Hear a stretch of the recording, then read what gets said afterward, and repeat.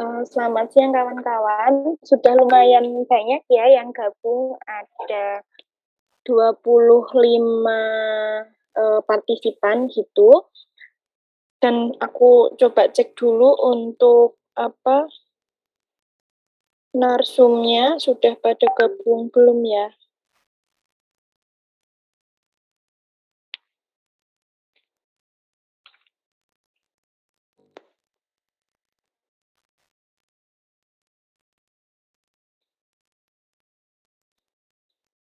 Yang pertama ada KJ kemudian ada PSGA sudah ada Bu Titi, LPM Opini sudah ada Almira, Kopri Uwin sudah ada, kayaknya tadi ada Nurul,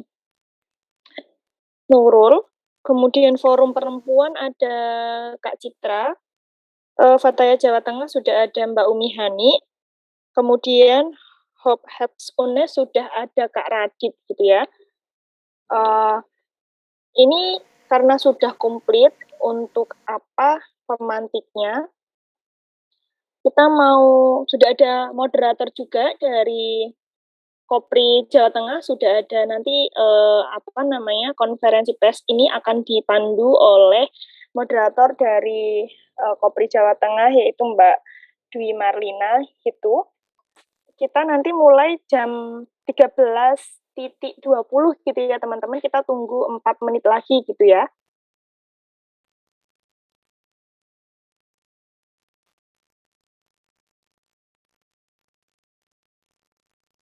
Dan ini nanti akan di live streaming di YouTube-nya LRC KJHAM karena pagi ini KJHAM dan bisa di streaming di YouTube-nya KJHAM. Nanti linknya akan aku share ke teman-teman dan bisa di-share ke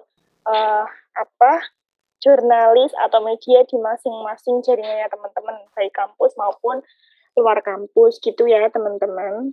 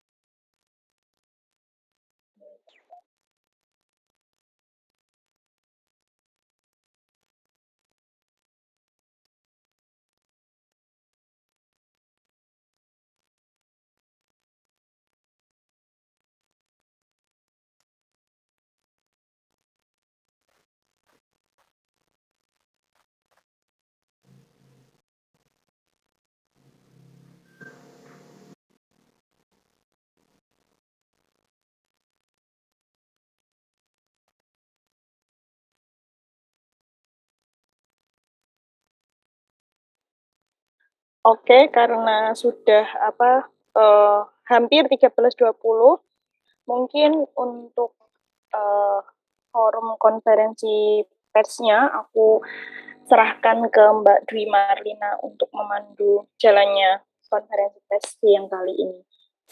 Terima kasih.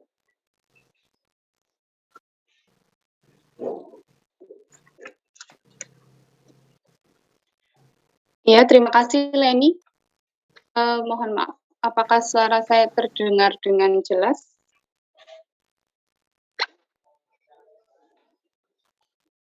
Jelas, Mbak. Jelas, Mbak Dwi. Jelas. Oke, langsung saja. Sekarang sudah waktu 13.20. Oke. Assalamualaikum warahmatullahi wabarakatuh. Waalaikumsalam warahmatullahi wabarakatuh. Selamat siang, salam sejahtera untuk kita semua. Yang terhormat, kawan-kawan yang tergabung dalam jaringan masyarakat sipil Jawa Tengah, yang hari ini hadir melalui Zoom meeting. Yang kami hormati, narasumber hebat kita, yang siang hari ini sudah bergabung.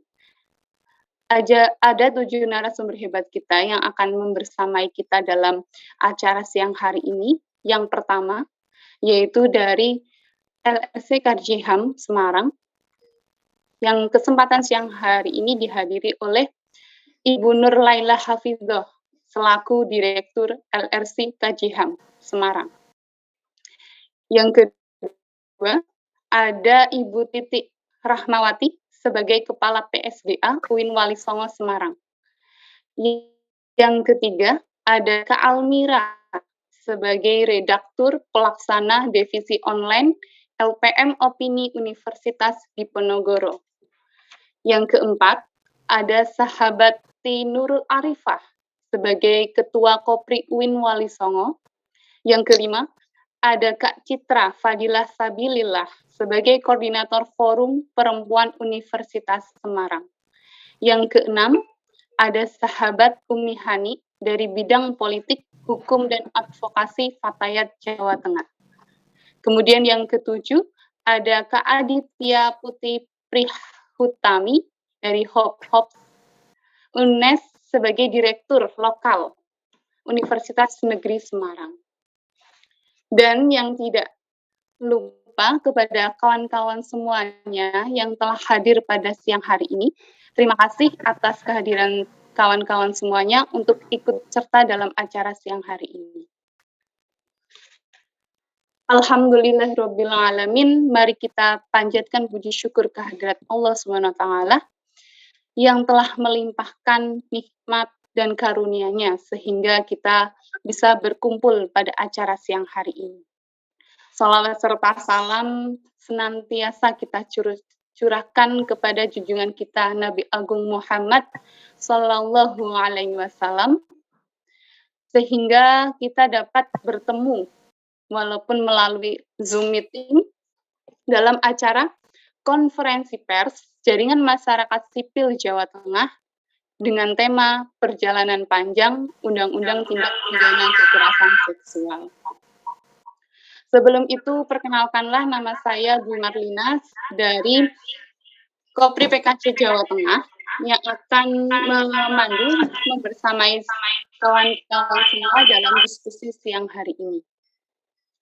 Kawan-kawan semua, saya akan membacakan susunan acara pada siang hari ini. Yang pertama yaitu pembukaan, yang kedua nanti dilanjut dengan sharing section dari masing-masing narasumber, yang ketiga sesi tanya jawab, dan yang keempat penutup. Marilah kita buka acara siang hari ini dengan bacaan basmalah bersama-sama. Bismillahirrahmanirrahim. Semoga acara siang hari ini menjadi acara produktif kita di bulan Ramadan. Karena hal ini merupakan kajian-kajian yang sangat-sangat penting, urgen untuk dibahas untuk kalangan perempuan ataupun kalangan secara umum. Kemudian acara yang selanjutnya yaitu masuk ke sharing section. Bahasanya kemarin kita mendapatkan kabar gembira di tengah bulan Ramadan, bahasanya apa yang menjadi cita-cita selama ini apa yang menjadi harapan kita untuk disahkannya rancangan undang-undang kekerasan seksual menjadi sah atau menjadi sudah ditetapkan sebagai undang-undang tindak pidana kekerasan seksual atau undang-undang TPKS. Menjadi berkah tersendiri di bulan Ramadan, bahasanya ikhtiar perjuangan dari sahabat-sahabat semuanya di perjuangan baik di LSM ataupun lembaga-lembaga swadaya masyarakat yang lainnya telah menemukan titik perjuangan yang luar biasa. Karena kita tahu bahasanya perjuangan itu tidak hanya membutuhkan waktu yang sangat lama dan membutuhkan waktu yang alot untuk mendiskusikan untuk terrealisasinya RUU tersebut. Kemudian apresiasi juga kepada DPR RI dan KPPA yang pada waktu ini telah berupaya untuk mendukung disahkannya RUU ini menjadi undang-undang yang sah. Namun ada beberapa hal yang perlu kita tindak lanjuti ataupun kita bahas ulang, bahwasanya ada beberapa hal yang belum masuk ke dalam rancangan undang-undang, yaitu salah satunya tentang perkosaan dan aborsi. Adanya pengesahan daripada undang-undang TPKS ini semoga tidak menjadi ataupun tidak berhenti pada tataran pengesahan saja, semoga tindak lanjut ataupun implementasi pengawalan daripada undang-undang tersebut yang sifatnya berpihak kepada korban itu masih tetap menjadi substansi ataupun perjuangan dari kita sebagai selaku aktivis pendampingan dari perjuangan gerakan RUU ini. Oleh karena itu, adanya forum ini diupayakan, yaitu bagaimana tindak implementasi kita ke depannya nanti untuk terus mengawal adanya RUU ini dan mengawal adanya rancangan RUU KUHP sebagai perkosaan dan pemaksaan aborsi itu bisa masuk ke dalam rancangan undang-undang TPKS, karena kita ketahui esok di bulan Juni mendatang itu akan ada pembahasan ulang. Nah, ada waktu tertentu yang memberikan kita forum ataupun ruang untuk mendiskusikan ulang untuk menyiapkan hal-hal tersebut. Mungkin cukup dari pengantar dari saya. Kita lanjut ke pemateri kita, narasumber kita yang hebat pada siang hari ini. Yang pertama dari Kak Titi Rahmawati dari Kepala PSGA UIN Wali Songo Semarang. Apakah sudah hadir? Ibu Titi Rahmawati? Sudah, Mbak Marina. Bukannya yang pertama Kak Jiham? Untuk yang Kak Jiham nanti terakhiran, Bu. Okay. Ada reschedule. Kemudian yang pertama oleh Ibu Titi Rahmawati dulu terkait dengan bagaimana sambutan apresiasi dari PSGA UIN Wali Songo ini terkait dengan disahkannya undang-undang ini, kemudian bagaimana ke depannya dari PSGA ini untuk mengakomodir agar undang-undang tersebut dapat terimplementasikan dalam tataran masyarakat secara real seperti itu. Mungkin itu seputar itu Ibu Titi Rahmawati. Waktu dan tempat kami persilahkan.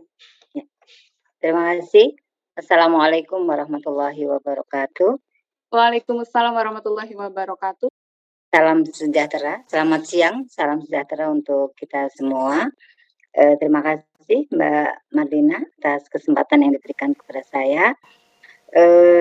Kawan-kawan, Bapak Ibu yang saya hormati, tentunya yang pertama PSGA UIN Wali Songo Semarang atau Pusat Studi Gender UIN Wali Songo dan Anak UIN Wali Songo Semarang mengucapkan selamat dan ikut berbahagia serta berbangga dengan telah disahkannya RUU TPKS menjadi undang-undang tindak pidana kekerasan seksual. Ini tentunya adalah kebahagiaan bersama gitu ya, dengan penantian yang panjang. Hampir dari kemarin sampai hari ini kita semua merasa merayakan kegembiraan ini. 10 tahun itu waktu yang sangat lama ya, satu dasawarsa dan kemarin di hari ke-10 Ramadan itu keberkahan yang diterima oleh para pejuang, para aktivis yang mengawal selama ini RUU TPKS. Dan kebahagiaan, kebanggaan PSGA UIN Wali Songo ini juga tidak hanya karena itu sudah disahkan, tetapi karena kami merasa mempunyai payung hukum yang lebih tinggi, gitu ya.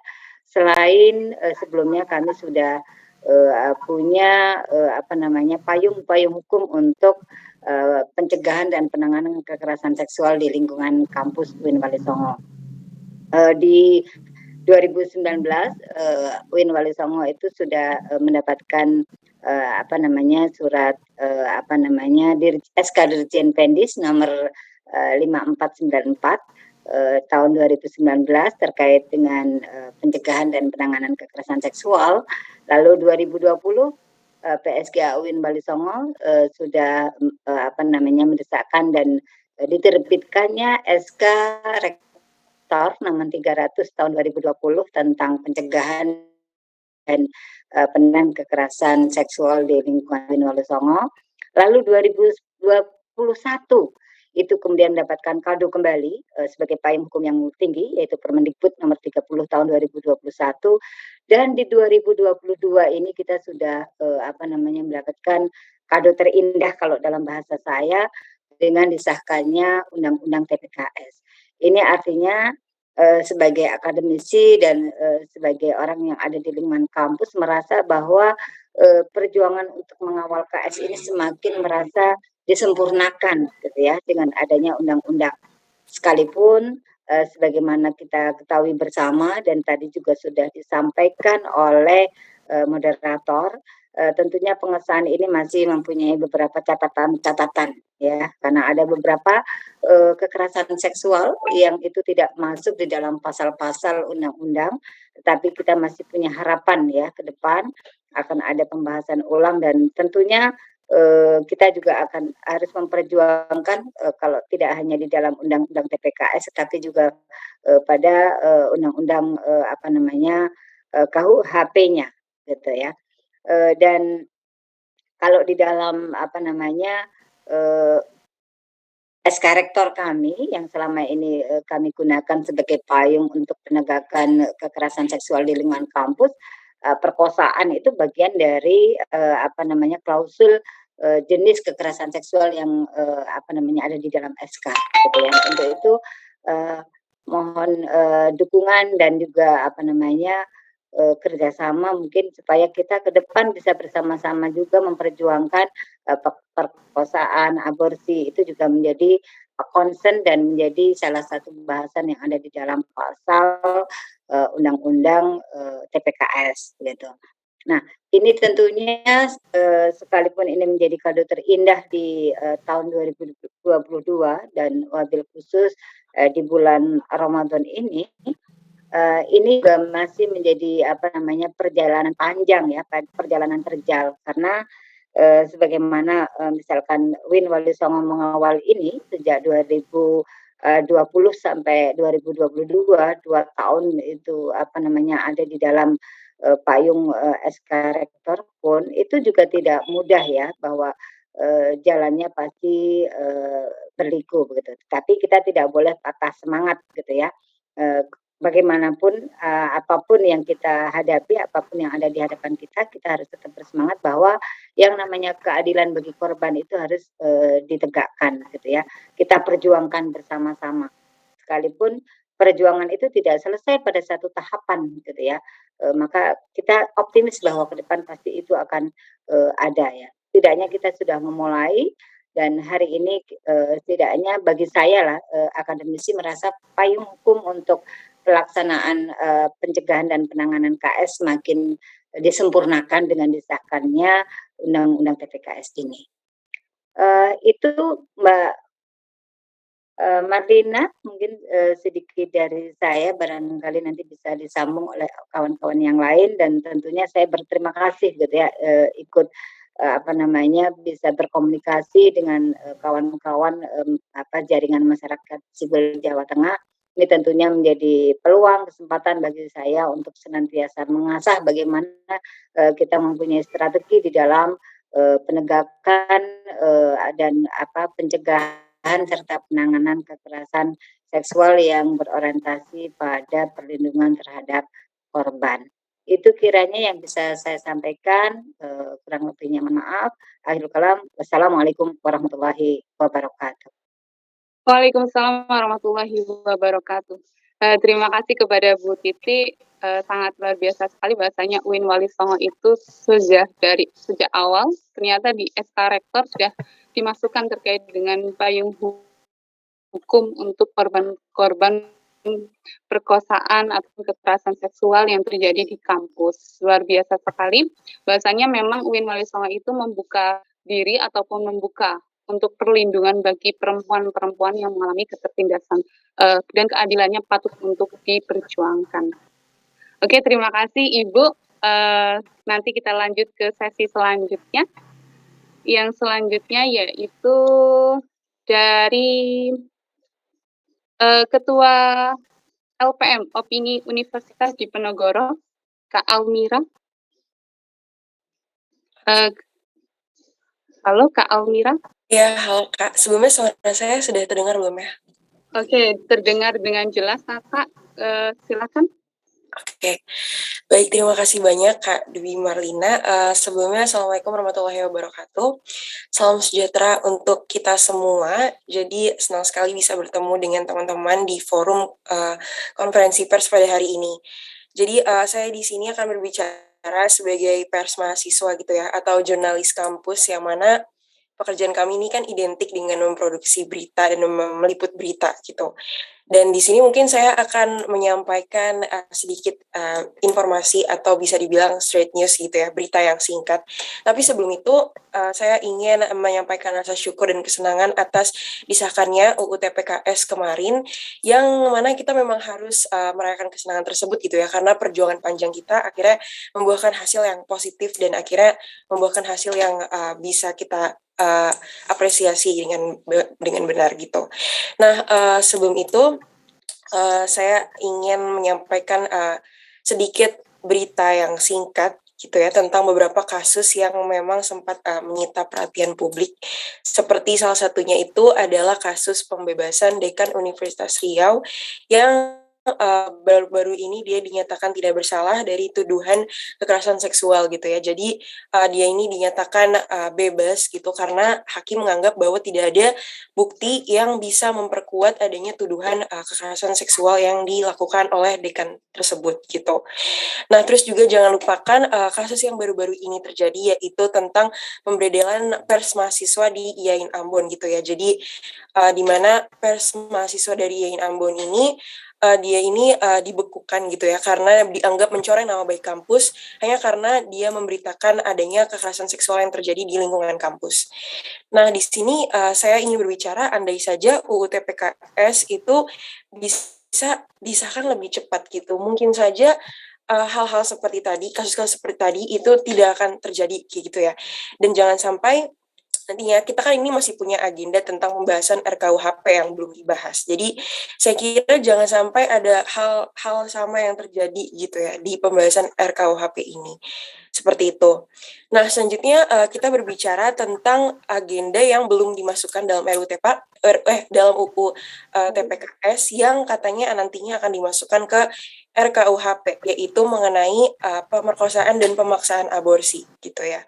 Nah, pemerkosaan dan pemaksaan aborsi ini saya rasa ini adalah hal yang sangat mendesak gitu ya untuk dibahas, karena kalau misalnya kita berbicara lagi tentang berita yang dulu juga sempat ramai pada tahun 2018 tentang seorang anak perempuan yang divonis 6 bulan penjara karena dia mengaborsi bayi yang dikandungnya gitu ya. Jadi gadis berusia 15 tahun ini diperkosa berulang kali oleh kakak kandungnya dan ia malah dijatuhkan hukuman penjara karena melakukan aborsi. seperti itu. Walau kemudian di tingkat banding diputus bebas. Nah, ia divonis bersalah karena melanggar UU Kesehatan yang mengatur bahwa aborsi ini legal jika usia kandungan ini berusia kurang dari 40 hari. Nah, memang hal ini diatur dalam pasal 75 UU nomor 36 tahun 2009 tentang kesehatan, menjelaskan tentang setiap orang dilarang melakukan aborsi. Namun larangan itu dikecualikan jika ada indikasi kedaruratan medis dalam kehamilan dan kehamilan akibat pemerkosaan yang dapat menyebabkan trauma psikologis bagi korban. Lalu di pasal 76, aborsi hanya dapat dilakukan sebelum kehamilan berumur 6 minggu dan oleh tenaga kesehatan yang terampil. Dan kemudian tentunya aborsi harus mendapat persetujuan dari ibu yang hamil dengan izin suami, dan kecuali korban pemerkosaan gitu ya, dan penyedia layanan kesehatan. Tapi kita lihat fakta di lapangan, ternyata hal-hal tersebut tuh belum diimplementasikan dengan baik gitu ya. Terbukti dengan orang-orang yang perempuan yang ingin melakukan aborsi itu belum ada belum bisa mendapatkan aborsi yang sesuai dengan prosedur yang aman dan nyaman untuk mereka. Itu belum ada faktanya seperti itu. Nah, jadi di sini saya sebagai pers mahasiswa ingin mendorong agar media bisa turut serta nantinya mendukung agar RKUHP yang bahas tentang 2 agenda yang tadi saya bahas itu bisa dibahas secepatnya. Dan keseluruhan isi dari RKUHP saya harap ini benar-benar pro terhadap korban gitu ya, dan berperspektif korban, serta memegang prinsip keadilan gender gitu ya. Jadi marilah kita bersama-sama mendorong kasus pemerkosaan agar lebih progresif gitu ya, minimalnya seperti dalam RUU TPKS, dan mari dorong agar kasus pemaksaan aborsi ini tidak berpotensi untuk mengkriminalisasi korban dan tidak multitafsir seperti itu. Jadi jangan sampai pasal-pasal dalam RKUHP ini mendiskriminasi dan mengkriminalisasi gender minoritas, apalagi LGBTQ seperti itu. Dan untuk UU TPKS ini kan adalah gerbang dari terciptanya ruang aman gitu ya. Jadi disahkannya UU TPKS itu bukan berarti perjalanan kita sudah selesai, dan menurut saya disahkannya UU TPKS ini malah baru langkah awal gitu bagi kita, karena di sini kita masih punya tugas untuk mengeksekusikannya dengan baik dan juga memonitor agar UU tersebut memang benar-benar sesuai implementasinya seperti itu. Jadi kita harus sama-sama mengawal UU TPKS ini, tapi jangan sampai melupakan bahwa ada UU lain yang mengatur kesejahteraan perempuan seperti RUU PPRT tentang pekerja rumah tangga dan juga RUU masyarakat adat. Jadi 2 RUU tersebut, di mana RUU itu sama-sama mengatur kesejahteraan perempuan, kita juga harus cepat-cepat kita juga harus mengawal juga gitu agar 2 RUU tersebut itu bisa disahkan kayak gitu. Jadi ya marilah kita bersama-sama gitu ya untuk mengawal keadilan ini, dan itu marilah kita bersama-sama untuk terus menciptakan progres yang baik gitu ya untuk segala payung hukum yang dapat melindungi kesejahteraan perempuan seperti itu. Dari saya mungkin cukup, Kak. Assalamualaikum warahmatullahi wabarakatuh. Waalaikumsalam warahmatullahi wabarakatuh. Luar biasa sekali dari Kak Almira. Bahwasanya memang pers itu bagian daripada mata, telinga, mulut, juga daripada korban-korban yang mengalami tindak kekerasan seksual yang nyatanya di lingkungan kampus saja pers itu bisa dibekukan eksistensinya gitu.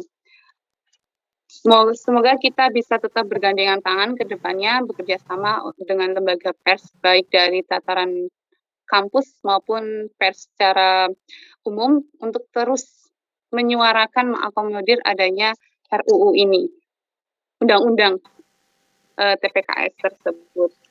Oke, terima kasih. Selanjutnya, narasumber kita yang ketiga ada dari Sahabati Nurul Arifah sebagai Ketua Kopri UIN Wali Songo. Sahabati Arifah, Nurul Arifah, sudah hadir?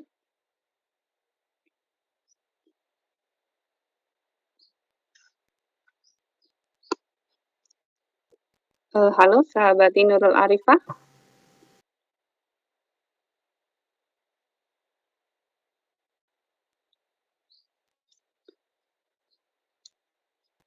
Belum ada?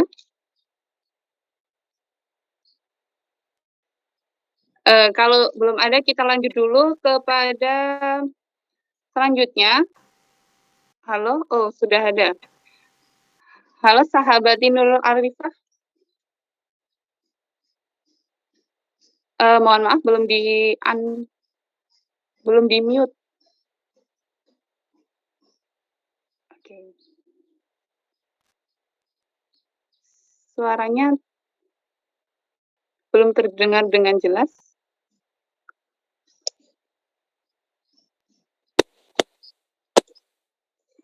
Apakah saya sudah bisa didengar?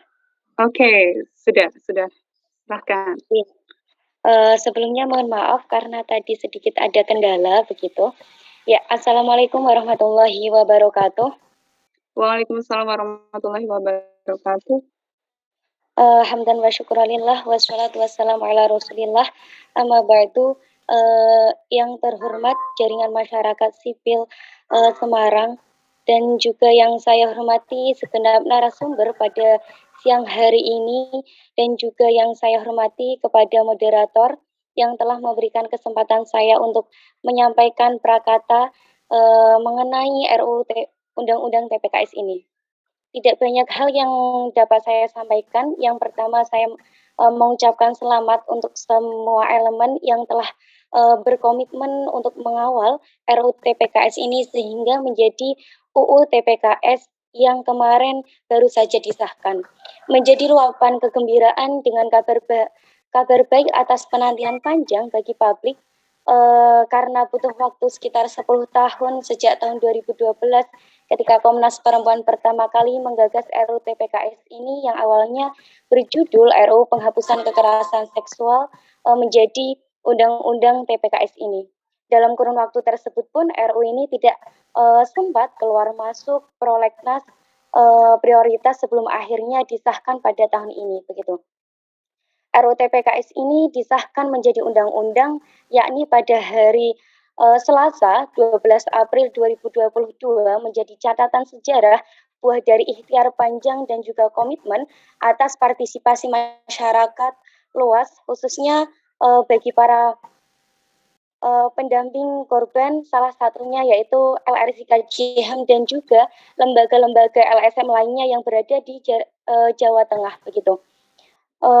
Undang-Undang Tindak Pidana Kekerasan Seksual atau UU TPKS ini merupakan undang-undang Indonesia mengenai kekerasan seksual yang di dalamnya meliputi pencegahan, pemenuhan hak korban, pemulihan korban hingga mengatur tentang penanganan selama proses hukum begitu. Nah, melalui undang-undang ini aparat penegak hukum akhirnya memiliki payung hukum atau legal standing yang selama ini belum ada untuk menangani setiap jenis kasus kekerasan seksual yang di dalamnya terdiri dari 8 bab dan juga 93 pasal. Yang dimana di awalnya UU TPKS ini memasukkan 9 bentuk tindak pidana kekerasan seksual yang dimana dibanding dengan usulan awal ada 2 poin yang dihapus yaitu pemerkosaan dan aborsi. Keputusan itu diambil karena tindak pidana pemerkosaan akan diatur dalam RKUHP dan juga aborsi yang dengan dalih telah diatur di dalam Undang-Undang Kesehatan. Namun di sini juga jaringan masyarakat sipil dan juga forum pengadil layanan untuk advokasi RUU TPKS ini mengatakan bahwa pengaturan tindak pidana perkosaan dalam KUHP itu belum sepenuhnya memiliki keberpihakan terhadap korban karena hanya mengakomodasi tindak pidana pemaksaan hubungan seksual dalam bentuk penetrasi penis ke vagina yang dapat dibuktikan dengan bukti-bukti kekerasan fisik akibat penetrasi. Menurutnya juga bahwa meski tindak pidana pemerkosaan akan diatur dalam RKUHP, tidak ada jaminan pengaturan perkosaan dengan ragam jenis, cara modus, dan juga tujuan seperti yang diharapkan di dalam RUU TPKS sendiri begitu. Nah, juga di dalam Undang-Undang TPKS ini di dalamnya juga telah tercantum banyak sekali yang masih kita perlu untuk pengawalan. Oleh karena itu di dalam UU TPKS ini walaupun sudah menjadi capaian yang berpihak kepada korban, namun ini menjadi langkah awal dalam kita untuk mengawal implementasi Undang-Undang TPKS itu dengan besar harapan capaiannya dapat menghadapi dan juga menyelesaikan kekerasan seksual yang dapat melindungi perempuan dan anak korban kekerasan seksual di Indonesia. Seperti halnya karena saya dari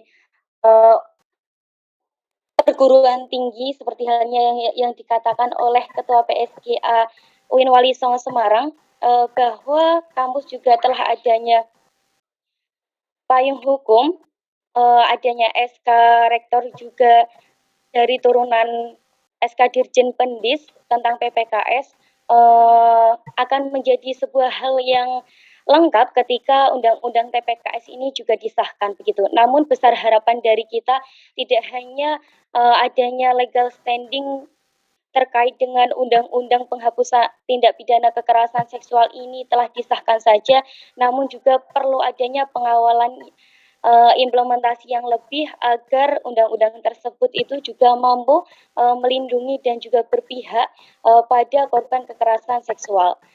Karena kita sadari betul bahwa ketika adanya undang-undang, namun banyak sekali elemen, entah itu hakim maupun dalam penindak adanya pidana kekerasan seksual yang belum berperspektif gender pun akan menjadi hal yang utopis, adanya implementasi yang benar-benar melindungi dan juga berpihak kepada korban.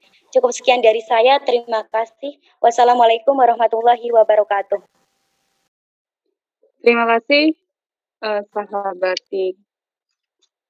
Nurul Arifah dari Ketua Kopri UIN Wali Songo.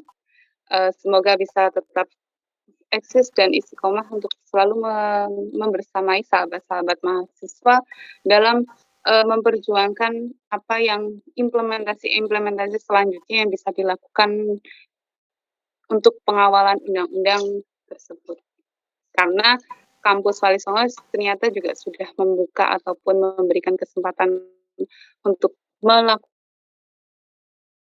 pendampingan terhadap sahabat-sahabat ataupun korban-korban yang mengalami kekerasan seksual. Oke, selanjutnya pemateri yang keempat ada dari Kak Citra Fadila Sabila sebagai koordinator Forum Perempuan Universitas Semarang. Kepada Kak Citra, kami persilahkan.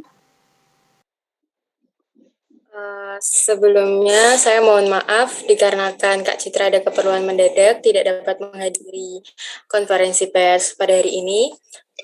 Saya yang akan menggantikan Kak Citra. Assalamualaikum warahmatullahi wabarakatuh. Salam, Om Swastiastu, Namo Buddhaya, salam kebajikan. Selamat siang semuanya. Sebelumnya perkenalkan saya Octavia Nurismawati, perwakilan dari Forum Perempuan Universitas Semarang. Tadi untuk RUU TPKS yang sekarang sudah menjadi UU TPKS sudah banyak dijelaskan oleh teman-teman semuanya. Kemarin seperti yang kita tahu 1 minggu sidang berlangsung untuk pengesahan UU TPKS ini yang tadinya yang rencana awalnya target pengesahan akan dilaksanakan pada tanggal 15 ternyata dipercepat menjadi tanggal 12 Maret 2022 kemarin. Sebelumnya saya mengucapkan terima kasih dan kegembiraan untuk pengesahan Undang-Undang TPKS ini. Seperti yang sudah dijelaskan tadi, semoga ini menjadi payung hukum untuk para korban KS. Dan semoga diharap untuk pelaksanaan implementasinya juga akan amanah untuk kedepannya. Lalu untuk penanganan KS di Universitas Semarang sendiri, untuk sekarang alhamdulillah sudah lebih baik dari sebelumnya. Kasus-kasus KS di dalam sudah ditangani dan kemarin di USM itu baru juga terbentuk Satgas PPKS yang sekarang sudah mulai bekerja dan sudah menangani kasus-kasus KS di kampus di USM lebih tepatnya. Dan berharapnya dengan tersahkannya UU TPKS ini semoga birokrasinya, pelaksanaannya untuk kedepannya juga semakin lebih lancar begitu.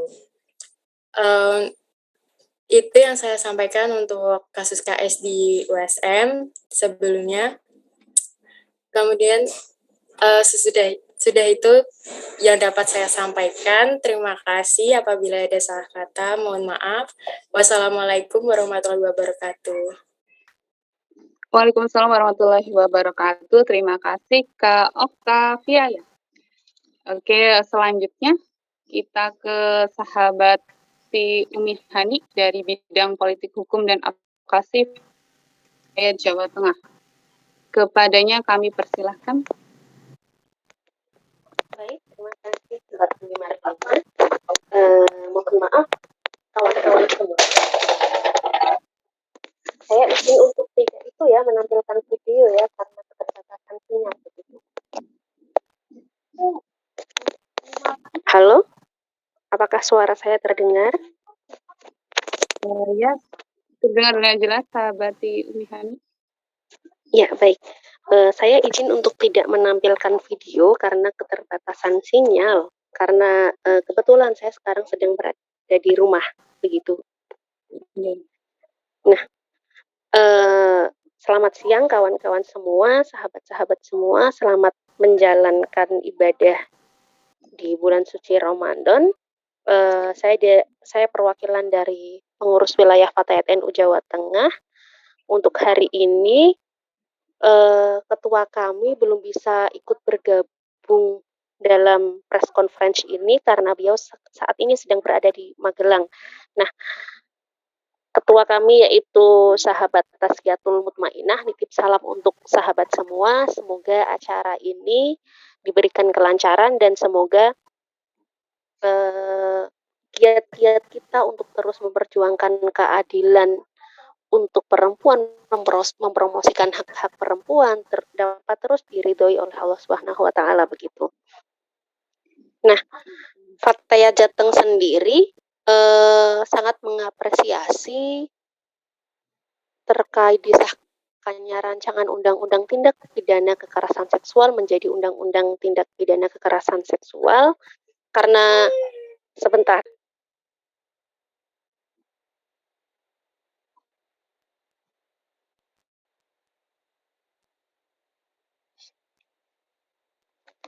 Oke. Mohon maaf sebelumnya kalau nanti ada suara anak atau bayi nangis ya sahabat ya. Iya, nggak apa-apa. Nah, kami sangat mengapresiasi langkah yang dilakukan oleh DPR, kado terbaik untuk gerakan perempuan di bulan Ramadan ini dengan disahkannya rancangan undang-undang tindak pidana kekerasan seksual menjadi UU TPKS begitu. Berkaitan dengan hal tersebut, sudah dijelaskan juga tadi ada beberapa tindak pidana yang tidak diakomodir, begitu. Kami sendiri, PW Fatayat NU Jawa Tengah, memiliki LKP 3A atau Lembaga Konsultasi Pemberdayaan Perempuan dan Perlindungan Anak, di mana setiap cabang atau di kabupaten kota di Jawa Tengah juga memiliki lembaga ini yang fokus untuk pemberdayaan perempuan dan perlindungan anak. Kerja-kerjanya untuk penghapusan kekerasan terhadap perempuan dan kekerasan terhadap anak. Jadi anggota-anggota kami LKP 3A yang ada di cabang-cabang juga melakukan penanganan kasus kekerasan terhadap perempuan dan terbanyaknya adalah kekerasan seksual begitu. Sehingga dengan disahkannya RUU ini sangat membantu gerakan Fatayat untuk penghapusan kekerasan terhadap perempuan begitu, sahabat. Nah, berkaitan dengan tadi tindak pidana yang tidak dicantumkan di UU TPKS, kami dari Fatayat mendorong DPR RI agar segera dibahas di RKUHP. Meskipun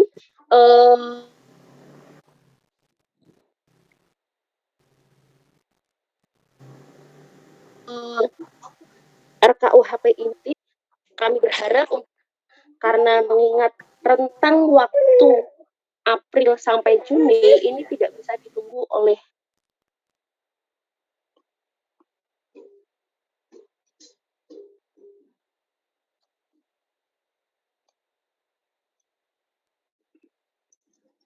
Halo sahabat Hani. dialami oleh korban. Maka ketika kasus perkosaan ini atau pemaksaan aborsi tadi atau pemaksaan hubungan seksual lainnya yang tidak terakomodir di UU TPKS dan juga tidak memiliki payung hukum yang lainnya, keadilan untuk korban akan semakin jauh. Yang paling dirugikan adalah korban begitu. Jadi memang kami mendorong agar RKUHP ini untuk segera dibahas dan tidak dibahas tidak berlarut-larut sama pengalaman RUU TPKS ya yang dibahas memang cukup lama, apalagi RKUHP ini kan cukup banyak yang akan dibahas begitu.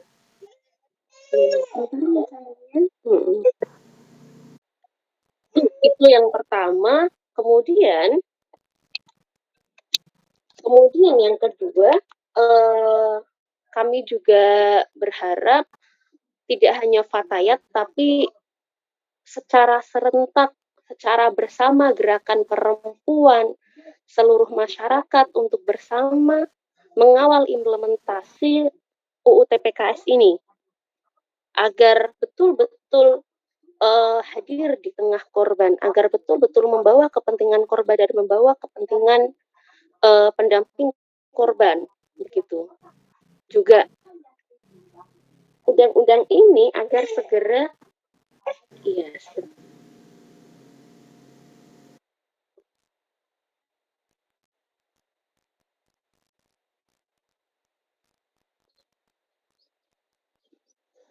perempuan dan perempuan disabilitas korban kekerasan seksual ini semakin nyata, semakin dekat, dan keadilan untuk perempuan korban didapatkan begitu.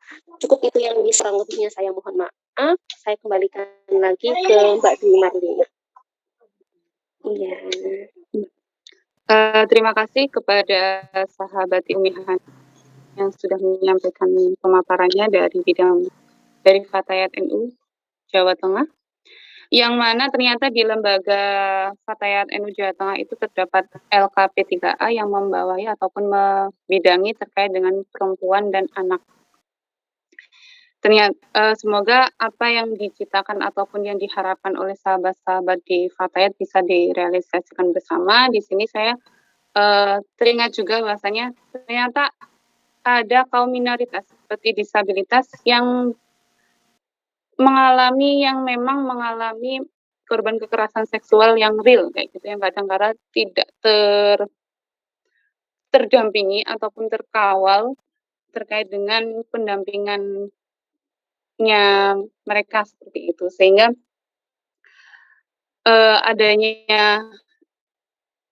adanya pemerkosaan dan tindak aborsi ini yang ada rentang waktu bulan April sampai dengan bulan Juni, semoga segera untuk benar-benar terrealisasikan seperti itu. Selanjutnya dari pemateri selanjutnya dari Kak Aditya Putri Prihatami sebagai Direktur Lokal Hope Health Universitas Negeri Semarang. Kepada Kak Aditya, kami persilahkan. Baik, terima kasih Pak Dwi Marlina. Selamat warahmatullahi wabarakatuh. Selamat siang untuk Bapak Ibu dan teman-teman semuanya. Perkenalkan, nama saya Aditya Putri dari Hope Universitas Negeri Semarang. Mungkin tadi sudah dibahas lebih banyak ya mengenai Undang-Undang Tindak Pidana Kekerasan Seksual yang baru kemarin disahkan oleh DPR RI. Nah, setelah dijelaskan dan juga tadi sudah diuraikan mengenai seberapa penting sih pengesahan ini dan dampaknya itu seperti apa, lalu juga pentingnya implementasi. Karena undang-undang ini pun menjadi awal yang baik dari komitmen negara dalam mencegah dan menangani kasus kekerasan seksual. Karena dalam peraturan ini tuh memiliki perspektif korban yang mana dalam peraturan sebelumnya tuh belum dibahas lebih detail ya mengenai hak yang didapat oleh korban apa saja, hak saksi, bagaimana cara pelaporan, restitusi, dan lain sebagainya itu sangat lengkap dibahas di UU TPKS ini. Semoga dengan adanya UU TPKS ini tidak ada lagi komentar seksis yang didapatkan dari pelaporan, karena seperti yang kita tahu juga ya bahwa pendamping tuh sebelum adanya undang-undang ini ketika kami melaporkan, maka tanggapan dari aparat penegak hukum terhadap penyintas itu berbeda ya, beragam. Ada yang menanggapi dengan serius, ada juga yang justru malah melemparkan jokes ataupun mendiskreditkan penyintas itu sendiri, mempertanyakan pakaian ataupun hal-hal yang dianggap menjadi kesalahan penyintas dan lain sebagainya. Jadi semoga dengan adanya undang-undang ini yang telah disahkan, aparat penegak hukum lebih memahami mengenai posisinya, bagaimana cara menanganinya, bagaimana cara memberikan tanggapan dan lain sebagainya, sehingga tidak ada lagi normalisasi ataupun pendiskreditan terhadap kasus kekerasan seksual, agar penyintas memiliki perlindungan dan keadilan. Hingga saat ini yang bisa kita lakukan adalah mengawal dan mengimplementasikan sesuai dengan pembahasan pada siang hari ini. Tadi sudah disebutkan ya mengapa hal ini, karena bisa jadi undang-undang yang disahkan tuh mandek gitu. Kayak sampai saat ini undang-undang Permendikbud disahkan ya, tapi implementasi juga di dinas sendiri sudah ada peraturan rektor yang membahas mengenai kekerasan seksual itu sendiri, tetapi dalam pengimplementasiannya itu belum, karena dari Kemendikbudnya sendiri itu belum melakukan pelatihan dan lain sebagainya, sehingga kasus kekerasan seksual yang sampai saat ini ditangani itu masih masih menggunakan peraturan yang lama, dan itu dapat menimbulkan kriminalisasi terhadap korban itu sendiri, karena belum lengkapnya aturan yang dibahas dalam peraturan yang lama, tidak seperti Permendikbud yang baru kemarin disahkan seperti itu.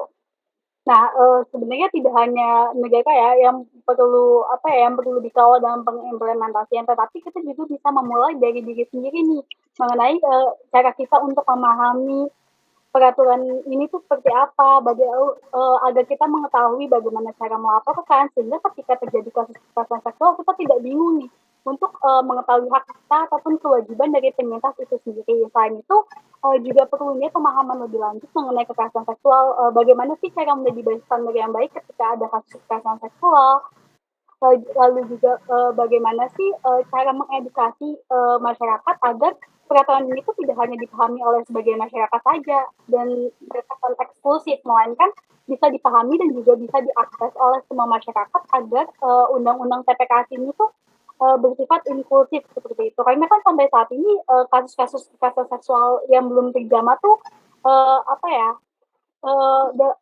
memiliki alasan karena kurangnya pengetahuan dari penyintas itu sendiri ataupun keluarga penyintas terkait keadilan yang bisa dia dapatkan, sehingga perlunya nih peran-peran lembaga seperti Health UNES ataupun LRSIKJHAM, tadi Fatayat, dan juga lembaga lainnya untuk mengedukasikan ataupun menyebarluaskan mengenai undang-undang TPKS ini, pemahaman-pemahaman seperti apa yang diperlukan, penyadaran-penyadaran seperti apa yang perlu dilakukan agar kita sama-sama bisa menciptakan ruang aman. Jadi pengimplementasian bisa dimulai dari diri sendiri. Selain itu yang tadi sudah juga dijelaskan, perlunya juga pengawalan terhadap RUU yang lainnya, agar undang-undang PPKS ini tidak hanya sebatas itu gitu, tetapi ada juga peraturan-peraturan lain yang mendukung penyintas ataupun tidak hanya mendukung penyintas kekerasan seksual, tetapi penyintas-penyintas lainnya juga seperti itu. Mungkin itu saja yang bisa saya sampaikan. Kurang lebihnya mohon maaf. Assalamualaikum warahmatullahi wabarakatuh. Waalaikumsalam warahmatullahi wabarakatuh. Terima kasih Kak Aditya. Bahwasanya implementasi adanya undang-undang TPKS ini bisa dimulai dari diri sendiri melalui edukasi secara personal ataupun secara kolektif, yang mana bisa dibantu ataupun dipelopori oleh lembaga-lembaga yang ada di sekitaran kita. Oke, terima kasih. Selanjutnya, materi selanjutnya ada dari LRSIKJHAM. Yang kali ini akan diisi oleh sahabat Ibu Nur Laila Hafidhah selaku Direktur LRSIKJHAM Semarang. Kepada beliau kami persilahkan.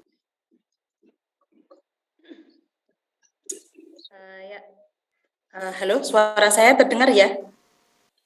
Iya, sangat terdengar dengan jelas. Oh iya. Mohon maaf teman-teman, saya pakai dua device karena laptop saya kameranya lagi error. Terima kasih. Assalamualaikum warahmatullahi wabarakatuh. Waalaikumsalam warahmatullahi wabarakatuh. perasaan saya masih rasanya belum move on ya dari kemarin itu. Ya karena perjuangan yang sangat-sangat panjang, kemudian sangat melelahkan, jatuh bangun, dan saya nggak bisa membayangkan ya, maksudnya kemarin itu sampai banyak sekali chat yang masuk ke saya, WA saya dan sebagainya kayak gitu. Itu nggak seberapa ya dengan ungkapan atau perasaan teman-teman korban kekerasan seksual beserta dengan keluarganya. Karena itu yang menjadi harapan gitu ya, atas penderitaan, atas perjuangan para korban yang selama ini sudah berani, yang selama ini sudah begitu luar biasa perjuangannya melawan segala bentuk ketidakadilan, berani bersuara, berani bercerita, mengadukan kasusnya, luar biasa sekali. Saya tidak membayangkan ya, maksudnya speechless saya. Jadi kita sudah melihat prosesnya kemarin ya di tanggal 12 April itu, dan teman-teman tentu saja kita menyaksikan bersama begitu ya.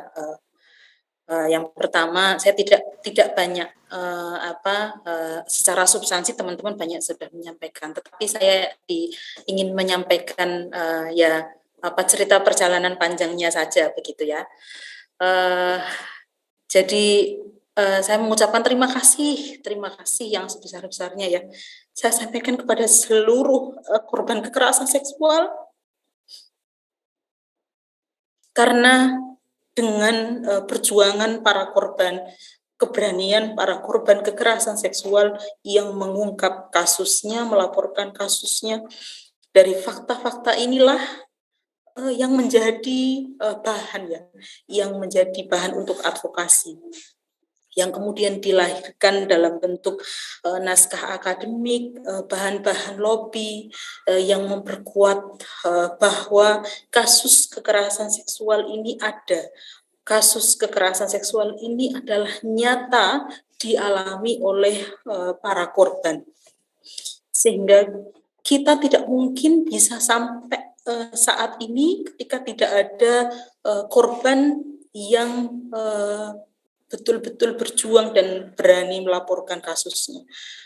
Maka saya mengucapkan terima kasih yang sebesar-besarnya untuk para korban, juga kepada para pendamping korban di seluruh Nusantara ini, dengan segala resiko, dengan segala keberaniannya, bagaimana memperjuangkan, turut bersama-sama dengan korban, dengan keluarga korban, bersama-sama memperjuangkan hak korban, bersama-sama memperjuangkan RUU Tindak Pidana Kekerasan Seksual yang awalnya dulu RUU Penghapusan Kekerasan Seksual sampai menjadi Undang-Undang Tindak Pidana Kekerasan Seksual. Saya ingat betul ketika di tahun 2014 LRC-KJHAM kebetulan bersama-sama dengan kawan-kawan Forum Pengada Layanan melakukan kajian ya, mendengarkan pengalaman dari korban kekerasan seksual di 9 provinsi. Jangankan ya yang dialami oleh para korban, kami saja LRC-KJHAM yang memang kebetulan mengumpulkan cerita-cerita para korban di 9 provinsi yang dilakukan oleh kawan-kawan anggota Forum Pengada Layanan, rasanya tak kuasa begitu ya melihat penderitaan yang begitu luar biasa, kemudian berani menceritakannya. Kemudian perjuangan teman-teman bagaimana mengumpulkan cerita-cerita itu, mendokumentasikan pengalaman-pengalaman korban kekerasan seksual itu sehingga menjadi dokumen-dokumen naskah akademik yang diskusi-diskusi itu dibersamai dengan teman-teman Komnas Perempuan, kemudian bersama dengan para pakar, bersama dengan guru-guru, bersama dengan seluruh kawan-kawan yang memiliki fokus dan memiliki kepedulian terhadap isu kekerasan seksual ini. Betul-betul luar biasa ya perjuangannya pada saat itu. Di tahun 2014, kemudian 2015, kemudian bersama-sama cerita-cerita pendokumentasian pengalaman kasus kekerasan seksual itu kemudian didialogkan, dibawa untuk lobby dengan DRI, dengan pemerintah, dengan KPPRI, dengan DPD RI, dan itu semuanya adalah fakta yang dialami oleh para perempuan, para korban kekerasan seksual. Kemudian tahun 2015, tahun 2016 kita berbondong-bondong lobby-lobby juga lagi ke fraksi-fraksi di DPR RI dengan teman-teman dari berbagai wilayah dari seluruh Indonesia, dari kawan-kawan Forum Pengadaan Layanan bersama dengan Komnas Perempuan. Berbagai dinamikanya betul-betul sangat luar biasa ya, sehingga kemudian jaringan ini semakin membesar, mendapat dukungan yang sangat luar biasa, tidak hanya dari kawan-kawan FPL kemudian Komnas Perempuan, tapi dukungan ini semakin membesar sehingga banyak sekali jaringan elemen masyarakat yang turut serta di dalam mendukung kemudian mendorong advokasi RUU Tindak Pidana Kekerasan Seksual. Kemudian sempat terlempar dari Prolegnas ya di 2020 di saat-saat pandemi COVID-19, tidak menyurutkan semangat kawan-kawan di dalam diskusi-diskusi substansi, strategi advokasi yang nge-zoom sampai berhari-hari, yang nyusun tim sampai hampir setiap hari sampai tengah malam, perjuangan yang luar biasa yang dilakukan oleh kawan-kawan. Maka saya mengucapkan terima kasih yang luar biasa yang tak terhingga kepada seluruh korban, pendamping korban, seluruh jaringan masyarakat sipil, organisasi dan berbagai dukungan para pakar dan sebagainya yang turut serta bekerja keras di dalam advokasi RUU TPKS ini, dan ini perjuangan yang sangat-sangat panjang, keras yang sangat luar biasa. Tetapi kita masih punya, dan satu hal ya, saya juga mengucapkan terima kasih yang luar biasa kepada tim panja DPR RI dan tim pemerintah yang juga turut bekerja keras ya, karena kita bisa akui ya proses-proses pembahasan yang di periode ini memang betul-betul luar biasa. Kita lihat lebih progresif begitu ya. Dan satu hal, beberapa di antara champion-champion atau para tokoh-tokoh atau anggota DPR RI yang turut serta memperjuangkan adalah diantaranya adalah juga DPR RI yang dari Dapil Jawa Tengah, Mbak Lulu Nur Hamidah, yang kita lihat bagaimana beliau memperjuangkan usulan-usulan masyarakat sipil, usulan korban di dalam proses-proses pembahasan RUU Tindak Pidana Kekerasan Seksual. Namun memang masih ada catatan-catatan yang memang perlu kita perjuangkan ya, yang tadi sebagaimana disampaikan oleh teman-teman. Jadi kasus perkosaan, tindak pidana perkosaan, kemudian pemaksaan aborsi belum masuk di dalam Undang-Undang Tindak Pidana Kekerasan Seksual. Padahal sebenarnya perkosaan ini sebenarnya menjadi inti ya, karena saya ingat ketika melihat sejarah ya, yang dulu di gerakan perempuan sendiri, saya melihat foto-foto itu yang disebar di berbagai media. Dulu kawan-kawan gerakan perempuan yang terdahulu sudah pernah mengusulkan atau mengkampanyekan ya RUU perkosaan, yang kemudian berkembang begitu ya, bahwa kalau kita merefleksikan ternyata kasus-kasus kekerasan seksual itu sebenarnya ya memang mengarah kepada perkosaan. Jadi sebenarnya ketika tidak ada perkosaan di dalam Undang-Undang Tidak Pidana Kekerasan Seksual ini seperti kalau mengutip yang disampaikan oleh Ketua Komnas Perempuan, seperti sayur asam tanpa asam, gitu. Jadi ya sebenarnya intinya di sana. Tetapi ini masih jadi perjuangan kita bagaimana perkosaan kemudian pemaksaan aborsi harus terus kita kawal agar masuk di dalam RKUHP. Nah, kemudian selain itu yang masih perlu kita perjuangkan adalah terkait dengan peraturan-peraturan turunan, peraturan pemerintahnya. Kemudian yang paling penting juga adalah bagaimana mengawal implementasi undang-undang tidak pidana kekerasan seksual. Kita sudah punya pengalaman banyak, kita punya undang-undang perlindungan anak, kita punya undang-undang trafficking, kita punya undang-undang penghapusan kekerasan dalam rumah tangga, dan banyak undang-undang lainnya. Nah, ini menjadi pembelajaran kita bagaimana agar undang-undang ini tidak hanya sekedar ada undang-undang, tetapi betul-betul kita kawal implementasinya agar korban mendapatkan keadilan sebagaimana tujuan dari undang-undang tindak pidana kekerasan seksual, yaitu pencegahan. Harus bagaimana betul-betul undang-undang tidak pidana kekerasan seksual ini mencegah segala bentuk kekerasan seksual dari berbagai bidang. Kemudian penanganan hingga pemulihan, ya, bagaimana bisa memberikan pemulihan yang betul-betul komprehensif bagi korban kekerasan seksual.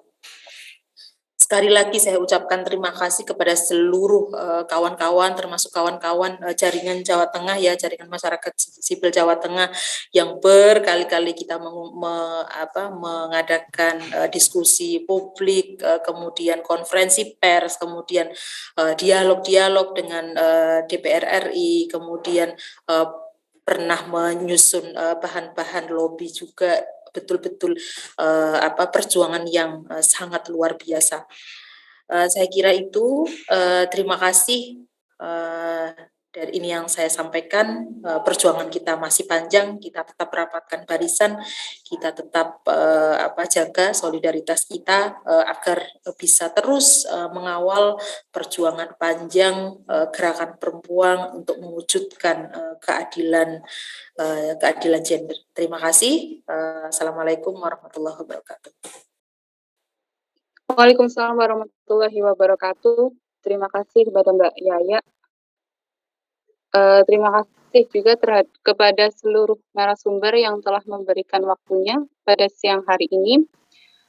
Dari paparan dari masing-masing narasumber menunjukkan bahwasanya hal ini membuktikan lika-liku perjuangan kawan-kawan yang tergabung dari beberapa organisasi, akademisi, lembaga lain yang turut andil dalam memperjuangkan undang-undang TPKS ini, menjadikan saksi nyata bahasanya perjuangan yang sudah dilakukan tidak menjadi suatu perjuangan yang sia-sia. Semoga tetap menjadi satu langkah, satu tujuan demi terciptanya ruang-ruang ramah bagi perempuan dan keadilan perempuan di pribumi ini. Terima kasih saya ucapkan kepada seluruh narasumber yang hadir siang hari ini. Untuk selanjutnya kita masuk ke sesi tanya jawab. Kepada kawan-kawan peserta Zoom meeting siang hari ini, boleh menanyakan kepada ketujuh narasumber kita, bisa melalui chat ataupun raise hand ataupun secara langsung. Kami persilahkan.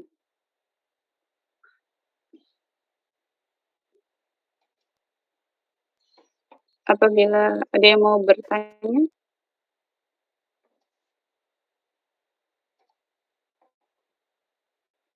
Mohon izin Mbak Dwi Marlina, barangkali saya mau bertanya. Ya, silakan Ibu Subaidah. Ya, baik. Terima kasih. Assalamualaikum warahmatullahi wabarakatuh. Waalaikumsalam warahmatullahi wabarakatuh. Ya, selamat untuk kita semua yang sudah hampir satu dasawarsa ini, ya, 12 tahun kurang lebih kita memperjuangkan hak-hak perempuan, ya. Di situ tidak hanya perempuan dalam batas usia anak, tetapi juga dewasa yang memang dalam posisinya sebagai korban sebelum adanya Undang-Undang Tindak Pidana Kekerasan Seksual yang kemarin tanggal 12 April baru saja disahkan oleh DPR. Ini menjadi hal yang di tengah-tengah kita menjalani ibadah puasa Ramadan, ya, menjadi berkah kemudian bagi khususnya perempuan dan juga bangsa Indonesia ke depannya. Semoga kita menaruh harapan banyak sebenarnya, ya. Baik, sebelumnya saya perkenalkan diri, saya Ratna, saya dari Pusat Studi Gender dan Anak Fakultas Hukum Universitas Semarang. Saya sebenarnya pengen minta pencerahan saja, ya, khususnya Ibu Titi yang terhormat, Ibu Titi Nun Sewu. Iya. Bu Ratna, bersama-sama. Ya, salam kenal Ibu. Salam Kami dari kenal PSGA kembali. USM. Baik Ibu, kami memang saat ini sedang dalam proses untuk menunggu surat SK, ya, SK Rektor berkaitan dengan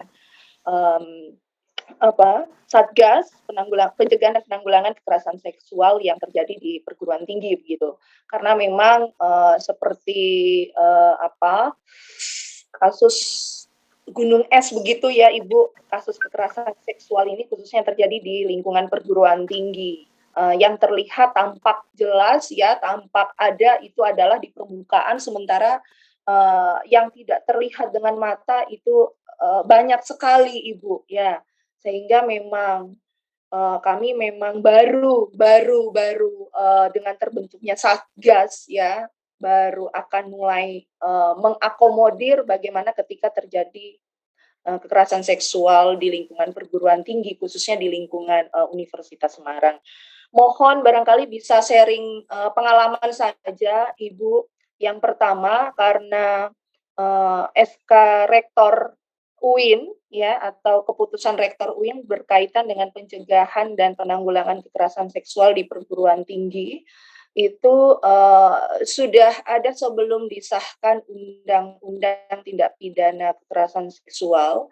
Kedepannya apakah memang ada penyesuaian, Ibu, atau barangkali revisi secara substansi karena dalam SK Rektor UIN tersebut atau keputusan rektor tersebut, karena mengingat tindak pidana kekerasan seksual, saya tidak tahu apakah memang sudah terakomodir semuanya sebagaimana yang ada di dalam SK Rektor UIN tersebut, ya, menyesuaikan dengan ketentuan pasal 4 ayat 1 Undang-Undang Tindak Pidana Kekerasan Seksual. Itu yang pertama, Ibu. Kemudian yang kedua, memang kita tidak bisa memungkiri bahwa lingkungan perguruan tinggi yang notabene itu memang kalau orang awam melihat jauh sekali, ya, dari kesan kekerasan seksual, ya, yang terjadi tidak hanya itu melibatkan mahasiswa atau mahasiswi sebagai korban, tetapi juga sesama tendik yang dilakukan oleh dosen barangkali, ya, atau tendik terhadap dosen, tendik terhadap mahasiswa, atau bahkan juga yang paling ekstrim adalah dosen terhadap mahasiswanya, begitu. Apakah untuk kurun waktu 1 tahun terakhir di UIN sendiri itu sudah ada berapa kasus begitu, Ibu, kalau boleh sharing pengalaman, dan bagaimana penanganannya atau endingnya begitu, Ibu, ya, karena kalau yang terjadi selama ini berdasarkan pengamatan kami memang mekanisme penyelesaiannya kan tidak jalur litigasi, ya, Ibu, karena memang payung hukumnya juga masih belum kuat begitu. Kalau hanya sekedar mengandalkan SK Rektor begitu, Ibu, ya. Dan yang terjadi adalah lebih banyak penyelesaian kasusnya adalah melalui jalur internal yang notabene itu jalur non mitigasi, ya, diselesaikan berdasarkan peraturan akademik begitu dari masing-masing perguruan tinggi. Barangkali bisa sharing pengalaman Ibu, itu yang bisa kami sampaikan, mohon bisa direspon. Terima kasih sebelumnya. Saya kembalikan ke Mbak Dwi Marlina. Oke, terima kasih untuk Ibu Ratna. Tadi pertanyaan untuk Ibu Titi dari PSGA UIN Wali Songo. Yang pertama itu tentang cerita pengalaman terkait dengan pendampingan di UIN Wali Songo. Apakah nanti ke depannya terkait dengan SK Rektor itu apakah ada penyesuaian dengan hasil Undang-Undang TPKS sekarang? Yang kemudian pertanyaan yang kedua, dalam lingkup perguruan tinggi itu kan terjadi kekerasan seksual baik tendik ataupun mahasiswa dan sebagainya, bagaimana ending ataupun langkah penyelesaiannya. Kemudian yang sudah terjadi di UIN Wali Songo dalam kurun waktu 1 tahun ini, ada berapa kasus dan contoh kasus yang seperti apa mungkin bisa di-sharingkan oleh Ibu Titi. Kepada Ibu Titi, kami persilahkan. Ya, terima kasih Bu Subaidah dan juga Mbak Marlina ya. Salam kenal Bu Subaidah, mudah-mudahan ke depan bisa bekerja sama ya. Karena Yes, selama ini kalau PSGA punya kegiatan itu biasanya kami melibatkan PSGA dari universitas lain karena itu kadang menjadi keharusan, menjadi prasyarat kegiatan di UIN Wali Songo. Jadi kalau di Undip, UNES, UGRIS, Udinus, kemudian Unwahas, TWS sudah kami libatkan biasanya. Nah, mudah-mudahan ke depan bisa juga bekerja sama dengan Universitas Semarang ya. Kemudian terkait dengan sharing gitu ya. Sharing betul bahwa SK Rektor tentang pencegahan dan penanganan kekerasan seksual di UIN Wali Songo itu jauh sebelum terbitnya Permendikbud nomor 30 2021 dan sebelum disahkannya Undang-Undang TPKS. Kalau boleh istilahnya berbangga begitu ya, Kemenak itu lebih jauh lebih dulu melangkah gitu ya. Jadi dulu kami di 2019 ada International Conference on Gender and Social Movement. Lalu di situ kami melahirkan desakan kepada Kemenak untuk menerbitkan SK Dirjen Pendis 5494 tahun 2019. Nah, dari situ kemudian Kemenak mengharuskan seluruh PSGA PTKIN mengimplementasikan SK Dirjen Pendis menjadi mempunyai SK Rektor gitu. Nah, jadi hari ini pun kami lagi pertemuan rakor PSGA se-Indonesia. Ini kami lagi di Jakarta dan sebenarnya saya nanti nggak bisa membahas banyak ya karena ini bahasan sesi ini adalah juga tentang KS dan juga tentang 9 indikator PTRG di rakor kami. Nah, itu awalnya jadi kami memang lebih dulu dibandingkan universitas umum dan juga disahkannya Undang-Undang TPKS ini. Makanya di depan saya mengatakan disahkannya Undang-Undang TPKS ini menjadi pelengkap penyempurna bagi gerakan kami di dalam melakukan pencegahan dan penanganan terhadap kekerasan seksual, terutama di lingkungan kampus, gitu ya. Yang kedua, apakah akan ada revisi, begitu ya, ketika Undang-Undang TPKS disahkan? Pasti, ketika ada hal-hal yang harus kami adaptasi, gitu ya, yang barangkali belum ada di dalam SK Rektor kami, tentunya nanti akan kami lakukan revisi. Karena namanya SK Rektor juga apalagi ada undang-undang lebih tinggi, pastinya kalau ada hal-hal yang belum tercover, kami harus menyesuaikan, begitu ya. Dan mungkin sekedar informasi saja, di dalam SK Rektor kami itu sebenarnya sudah mencantumkan 15 jenis kekerasan seksual, di mana 15 jenis kekerasan seksual itu juga kami ambil dari hasil catatan Komnas Perempuan. Saya kalau harus bercerita terkait dengan SK Dirjen Pendis, SK Rektor itu panjang karena sesungguhnya Kemenak itu bekerja sama dengan Komnas Perempuan awal menginisiasi SK Dirjen Pendis dan mengimplementasikan PTKIN untuk membuat SK Rektor. Nah, jadi ini bahkan ketika awal mula kami 20 PTKIN yang waktu itu sudah punya SK Rektor di tahun 2020 itu melakukan konsultasi nasional juga dengan Komnas Perempuan. Jadi kami tidak berdiri sendiri karena kami selalu bergandengan tangan dengan Komnas Perempuan. Jadi kami disupport juga oleh Komnas Perempuan. Adjustment pasti kita lakukan karena sekaligus juga kena kemarin yang terkait dengan Permendikbud juga akan kami lakukan adjustment ya yang sekiranya belum ada dan itu mendukung mengarah kepada penguatan perjuangan perlindungan dan penanganan korban kekerasan seksual. Itu pasti.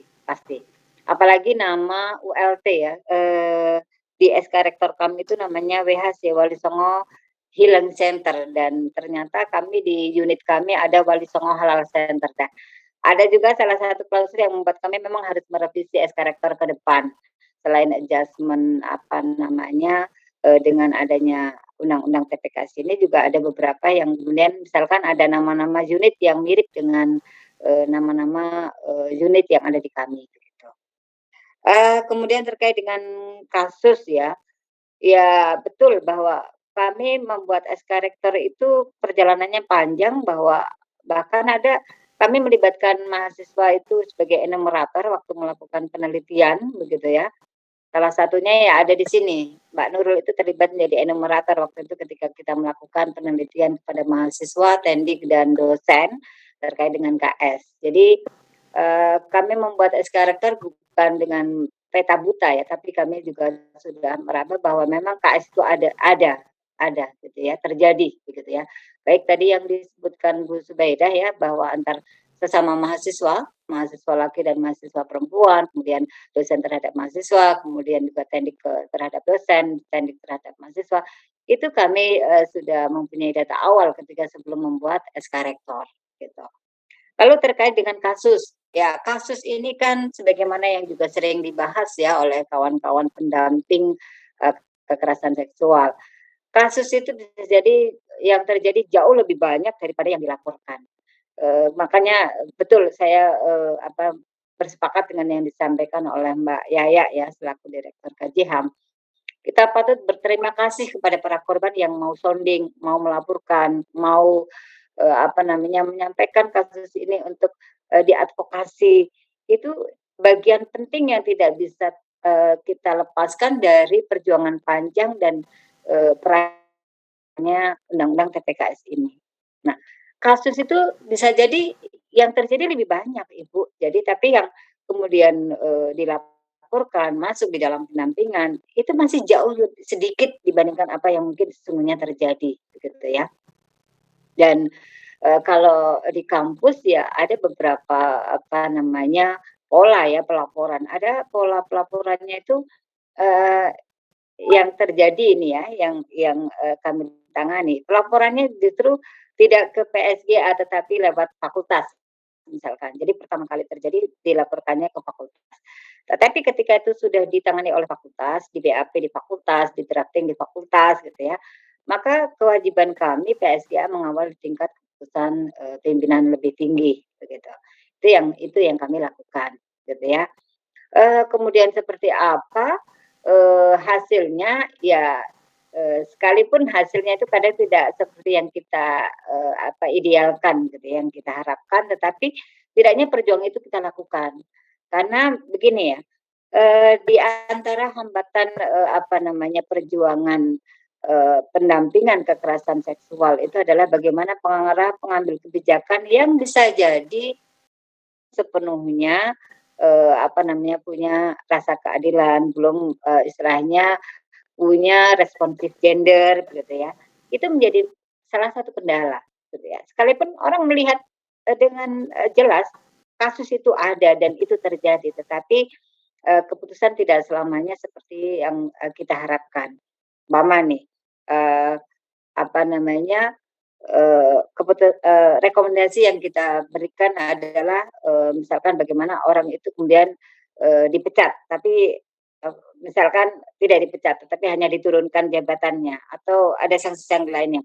Nah, seperti itu terjadi ya. Kita tidak menutup mata, tetapi apapun itu kita sudah melakukan. Jadi daripada tidak melakukan sama sekali kan ya. Karena ini proses panjang. Ini tadi juga sempat dibahas di forum PSGA se-Indonesia. Jadi bahwa kita bisa paham bahwa di dunia akademik itu sangat beragam situasi kondisinya ya. Maka apa yang bisa kita lakukan, apa yang tidaknya ya. Karena kalau tidak dimulai ya tidak dilakukan, orang menganggap itu tidak ada gitu aja. Nah, terkait berapa kasus ya tadi kalau menurut saya tergantung dari pelaporan karena tidak seluruh korban punya keberanian, punya nyali, bahkan dan itu kita hargai, Ibu. Kita hargai karena kita pun kan juga atas dasar pilihan sadar korban ya. Kita tidak bisa memaksa bahwa seluruh korban harus melaporkan. Kalaupun kita juga mendampingi dengan memberikan penguatan, kemudian pilihan akhirnya tidak dilaporkan, ya itu kita kembalikan sepenuhnya kepada korban gitu. Orang yang kadang mungkin menjadikan mungkin korban itu kemudian enggan kan khawatir banyak konsekuensi ya. Bahkan sekalipun even kita memberikan penjelasan, kita akan memberikan perlindungan semaksimal mungkin. Ada kasus di antaranya kemarin yang misalkan terkait dengan mahasiswa. Kita ini sudah menjaminkan dia tidak akan mendapatkan sanksi ya, misalnya nggak akan ada skorsing, nggak akan ada misalkan dikeluarkan dan sebagainya. Tapi dia nggak mau sounding, kira mau buat apa begitu ya. Jadi ya itulah bagian dari lika-liku pendampingan dan Mbak Yaya beserta tim itu sangat sudah pasti lah mungkin dengan hal itu ya mengalami banyak sekali advokasi dan apalagi di dunia akademik gitu ya. Jauh tantangannya juga besar gitu ya. Kita tidak bisa melihat bahwa dunia akademik itu orang-orangnya berpendidikan semua. Bahkan tidak hanya S1 tapi sampai PhD misalkan. Tapi itu juga nggak jaminan ya. Gelar kependidikan itu bukan jaminan karena sungguhnya hati nurani, kemudian integritas, komitmen itu adalah bagian terpenting sungguhnya di dalam penegakan keadilan bagi korban. Ya, mungkin itu sementara yang bisa saya sharingkan Bu Subaidah. Barangkali kapan waktu mungkin bisa ada kerjasama atau kegiatan yang bisa kita melibatkan PSGA lain. Insya Allah PSGA Universitas Semarang juga akan kita undang. Iya. Terima kasih. Sebaliknya barangkali kalau PSGA Universitas Semarang ada kegiatannya dengan senang hati kalau kami juga ikut dilibatkan, diundang. Iya. Terima kasih Bu Titi sebelumnya. Mohon izin sekali. Nanti saya minta nomor kontaknya Ibu lewat Mbak Leni ya. Boleh, monggo silahkan Ibu. Nggih, dengan senang hati. Sehat selalu Ibu. Nggih. Amin, amin. Nggih. Terima kasih Mbak Dwi. Nggih.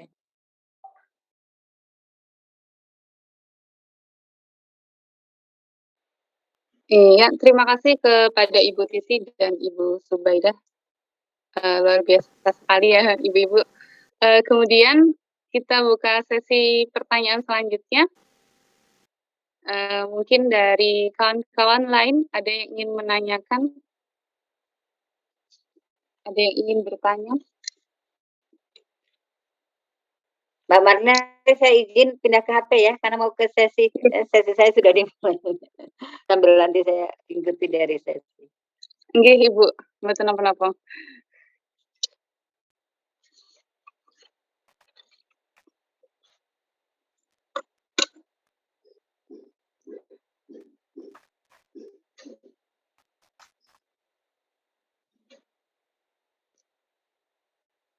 Oke, apakah ada yang ingin bertanya lagi?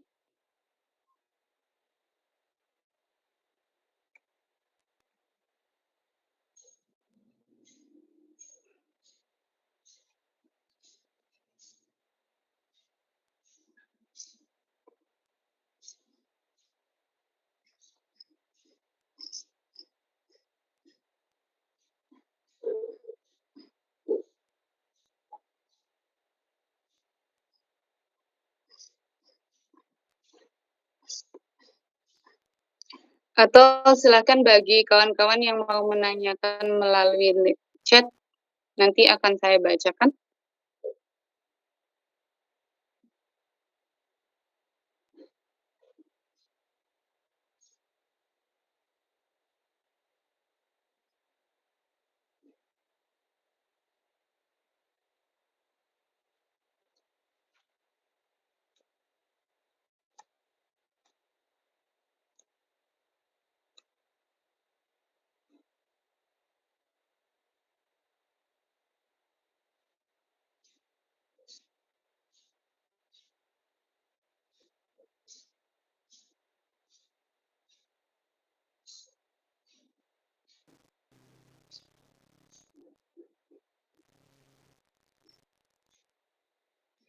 Atau mungkin dari kawan-kawan jurnalis,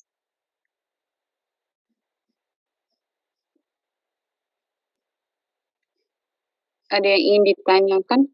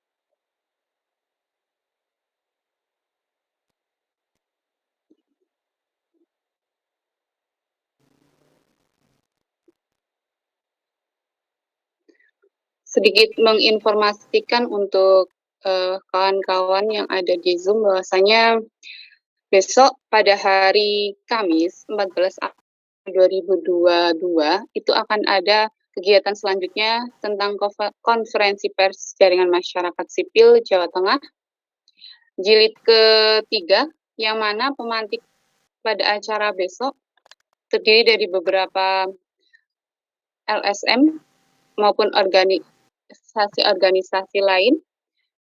Mohon maaf untuk kegiatan konferensi pers jilid kedua. Ini jilid pertama, besok hari Kamis itu jilid kedua. Ada dari pemantik dari perwakilan dari Ruang Ramah, kemudian ada Hope Helps Undip atau Universitas Diponegoro, kemudian ada dari LBH Semarang, ada Kopri Jawa Tengah, ada dari Kohati, ada dari GMNI, dan ada dari GMKI.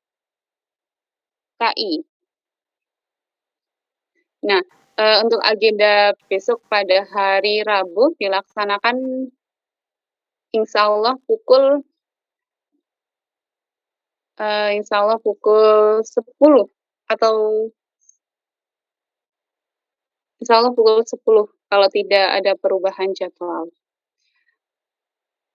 Mungkin dari kawan-kawan yang besok ada waktu berkenan bisa ikut serta dalam kegiatan tersebut.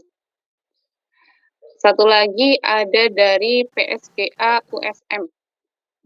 Ternyata menghadirkan pemateri-pemateri yang luar biasa juga untuk sesi kedua besok. Oke, mungkin cukup. Apakah ada dari sahabat-sahabat yang ingin bertanya sebelum kita melanjutkan ke sesi selanjutnya?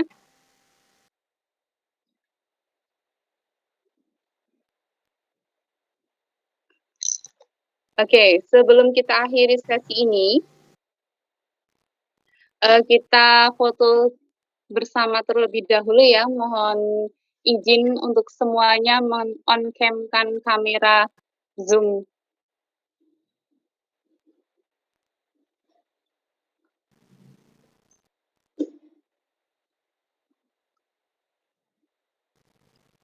Sudah on-cam semua?